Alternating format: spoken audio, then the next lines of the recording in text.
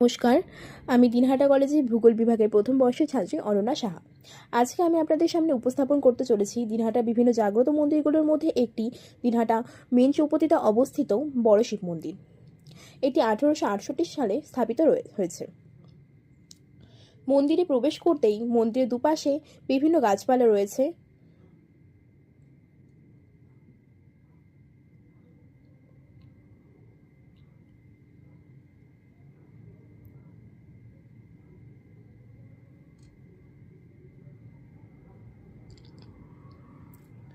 আমি এবার ধীরে ধীরে মূল মন্দির চত্বরে প্রবেশ করব।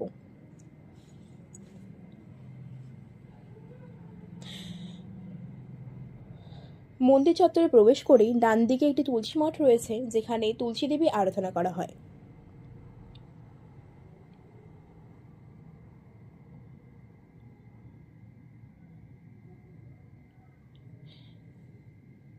এবার মন্দিরে প্রবেশ করে আপনারা শিবলিঙ্গটি দেখতে পাচ্ছেন, যেখানে সান্ধ্যকালীন পুজো চলছে। এছাড়াও বাদিকে আরেকটি শিবলিঙ্গ রয়েছে, সেখানেও পুজো চলছে। এছাড়াও মন্দিরে আরও বিভিন্ন দেবদেবীর মূর্তি রয়েছে, যেমনই প্রথমে রয়েছে মা শীতলা দেবীর মূর্তি।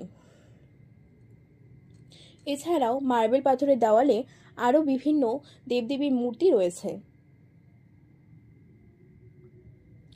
নিত্যদিনের পাশাপাশি বছরে একটি নির্দিষ্ট সময় শ্রাবণ মাসে ধুমধাম করে এই মন্দিরে পুজো হয়।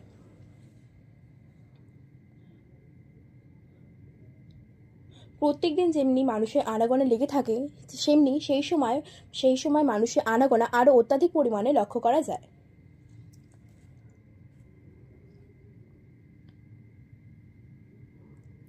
আমি ধীরে ধীরে সব মন্দিরের ছবিগুলো আপনাদের সামনে উপস্থাপন করছি।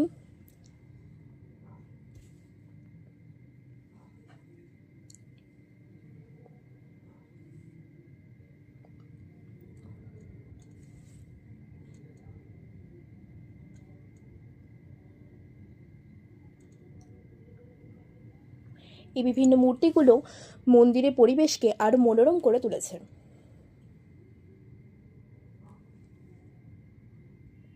সমস্ত মন্দিরটিকে পর্যবেক্ষণ করার পর আমরা মন্দিরে আরও বিভিন্ন জিনিসগুলোকে আপনাদের সামনে তুলে ধরব। এখানে একটি চাপকল রয়েছে, যেখানে দর্শনার্থীরা হাত পা ধুয়ে মন্দির চত্বরে প্রবেশ করতে পারে।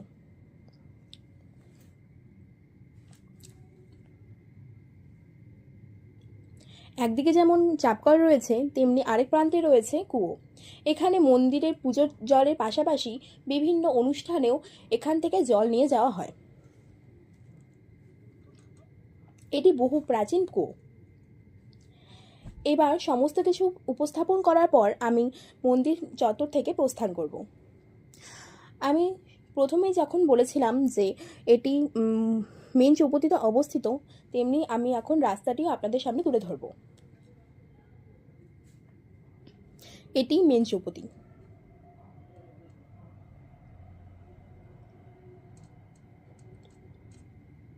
এটি সাহেবগঞ্জ রোডের দিকে চলে যাচ্ছে।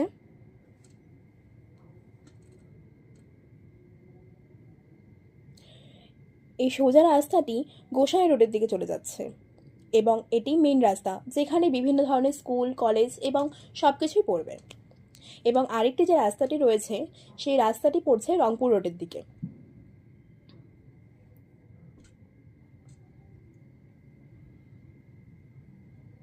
এটি আমি মন্দির চত্বরের বাইরে থেকেও কিছু অংশ আপনাদের সামনে তুলে ধরছি। এবং আমি প্রথমে যেমন বলেছিলাম যে শ্রাবণ মাসেও এখানে ধুমধাম করে পুজো হয়, তেমনি কিছু ফটো আমি এখানে দিয়ে দিচ্ছি।